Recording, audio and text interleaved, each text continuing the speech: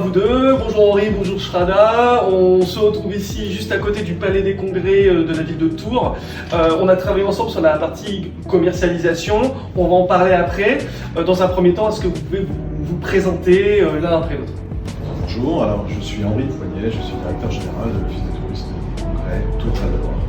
Et bonjour, je suis Shrada Motion, je suis responsable du bureau des congrès. Est-ce que vous pouvez nous présenter un peu ce qu'est finalement aujourd'hui l'Office du tourisme, le bureau des congrès?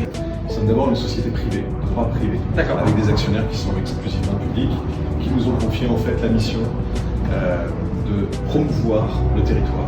D'abord le tourisme d'agrément, le tourisme de loisirs, donc promotion, conseil, accueil, information, mais aussi vente de prestations et d'offres touristiques. Et puis sur la partie tourisme d'affaires, l'objectif est de proposer des offres d'organisation d'événements à caractère professionnel sur le territoire. D'accord, ok, très bien. Donc là aussi, dans ce rôle-là, promotion, communication et commercialisation. Comme disait Henri, le bureau des congrès est là pour trois missions principalement. La première, c'est la promotion de la destination. Pour cette mission, nous nous déplaçons dans les salons au niveau national ou international pour promouvoir la destination Tours-Val-de-Loire et les offres événementielles qui existent dans notre destination. Nous organisons également deux événements en interne pour promouvoir la destination, dont l'un qui se passe à Tours qui s'appelle Event Tours. Et le deuxième événement que nous organisons en interne avec Orléans, c'est la Boisson et en scène qui se passe cette fois-ci à Paris. Deuxième mission que nous avons, c'est informer, conseiller. Pourquoi passer par le bureau des congrès? La première chose, notre corps de métier, c'est de connaître tout ce qui existe dans la destination. Deuxième mission que nous avons, comme disait Henri, c'est commercialisation. On est là pour proposer les solutions événementielles qui existent dans notre territoire. C'est un interlocuteur unique en fait. C'est ça, exactement. C'est un peu le gueule de l'événementiel, de la destination et la possibilité effectivement de couvrir tous les besoins, y compris jusqu'à la coordination d'événements, son organisation et sa production. Moi je suis tourangeau, mais est-ce que vous pouvez nous faire briller un peu la destination? La première chose, c'est que les tourangeaux, mais c'est à peu près partout pareil, en fait, connaissent assez mal leur territoire. Donc les possibilités qui s'offrent à eux quand on parle de local, d'organiser des événements qui sont un peu exceptionnels à deux pas de chez soi. On n'a pas besoin de prendre un avion et d'aller à l'autre bout de la France, voire à l'autre bout du monde pour organiser un séminaire d'entreprise et y vivre des événements, comment dirais-je, un peu hors du temps et vivre de très belles expériences. L'offre de la destination, elle est très vaste. Elle va d'un palais des congrès, je dirais, assez beau parce que j'en nouvelle, en plein centre-ville, face à une gare TGV, et puis jusqu'à une cave troglodytique dans laquelle vous allez pouvoir organiser un séminaire, un incentive d'entreprise, etc. Très bien. Donc, on a une grande possibilité. On n'a pas la mer, on n'a pas la montagne, mais on a plein d'idées, plein de lieux, plein de sites patrimoniaux, et pas que patrimoniaux, des sites professionnels, des congrès, parcs des expositions, qui permettent d'organiser des événements XXL comme des événements beaucoup plus confidentiels. Écoutez, merci. Alors, comment s'est passée maintenant notre collaboration dans ses débuts? Comment s'est organisée cette collaboration de votre point de vue? Comment elle s'est organisée? Déjà, ça a d'abord été une rencontre humaine, parce qu'il ne faut pas l'oublier. Et puis un feeling. Nous avons non pas une difficulté, mais une contrainte. En l'occurrence, nous ne sommes pas si nombreux que ça pour pouvoir remplir la mission qui est la nôtre. Et puis on s'est dit, tiens, il y a un certain nombre de prospects ou de clients qui sont venus une fois. L'idée, c'était de reprendre contact avec ces clients et prospects et leur dire, nous existons encore, nous sommes toujours là. C'est vrai qu'en plus, aujourd'hui, on essaie de digitaliser au maximum la commercialisation, mais bon, on fait de l'événementiel, donc c'est du contact humain. Et aujourd'hui, la moitié des acheteurs lorsqu'ils veulent organiser rien qu'un séminaire, la moitié aujourd'hui cherche un contact pour expliquer leur projet. Donc cet aspect basique, humain, finalement, est très recherché dans la commercialisation. Ce retraitement finalement de votre data, en quoi c'était pertinent? C'était un gain de temps et c'était l'occasion de contacter beaucoup plus de prospects. Et puis c'est aussi un gain d'efficacité, parce que le fait d'avoir un contact et de pouvoir qualifier en direct avec la personne que l'on va avoir au bout du fil, en rencontre en tout cas, permet d'identifier, d'aller beaucoup plus rapidement à l'essentiel. Vous avez un événement, vous n'en avez pas, vous avez un projet, vous n'avez pas de projet. Et si vous avez un projet, qu'est-ce que vous devriez faire? C'est un contact, une qualification d'un besoin et de quelle manière nous allons pouvoir y répondre.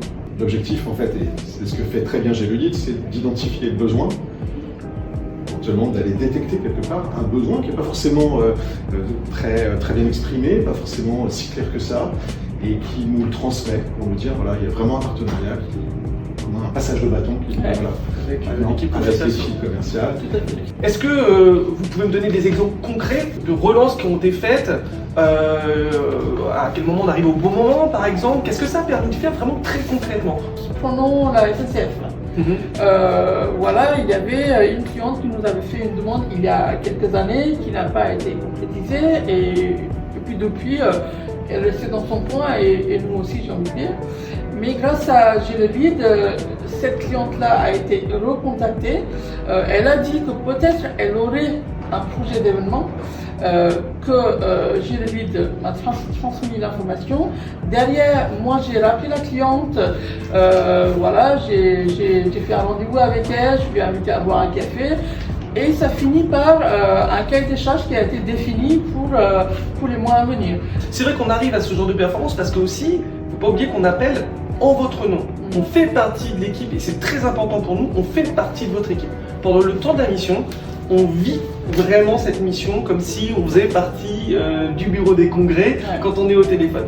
Et d'ailleurs, on aime avoir aussi tes remontées de performance. Bah là, j'ai signé, j'ai pu concrétiser avec la SNCF. Nous, nos commerciaux sont très contents d'avoir ces résultats-là. Donc c'est aussi ce feeling-là qui passe et c'est pour ça que ça marche bien dans la transmission. Alors, quel est un peu l'apport principal aujourd'hui que vous a apporté GLeLead dans votre stratégie, dans votre plan d'action? L'apport principal de GLeLead, c'est la réqualification des contacts.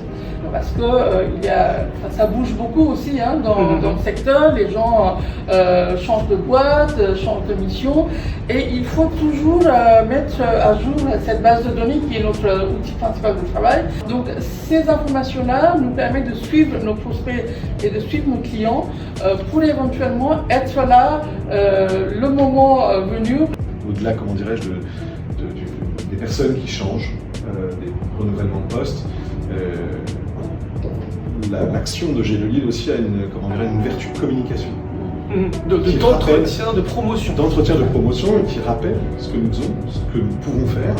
Donc, nous, on a travaillé pour vous pendant environ 5 mois à raison d'une session par semaine qui était courte, c'était 1 heure. Ouais. Toute cette mission aujourd'hui, qu'est-ce qu'elle a? Quel est le résultat pour vous? Alors concrètement, il y avait 100 contacts qui ont été qualifiés, vraiment avec la bonne personne, les bons coordonnées. Parmi les 100 contacts qui ont été vraiment qualifiés, nous avons reçu 6 cahiers des charges. Et parmi ces 6 cahiers des charges, 4 ont été concrétisés à date. Merci. Quelque chose à... Un chiffre d'affaires de pas tout à fait 30 000 euros. Voilà, mais pas loin. On n'est pas loin de 30 000 euros. Ouais. Mais là, en l'occurrence, c'est un apport complémentaire de chiffre d'affaires, de notoriété, que nous n'aurions pas forcément eu si GLeLead n'avait pas été notre partenaire dans cette opération. Qu'est-ce que vous avez particulièrement apprécié en travaillant avec nous? Pour moi, les plus importants aspects, c'était le professionnalisme. D'accord. Voilà, c'était vraiment rien à dire, tout était carré, tout était cadré. Ça, c'était la première chose.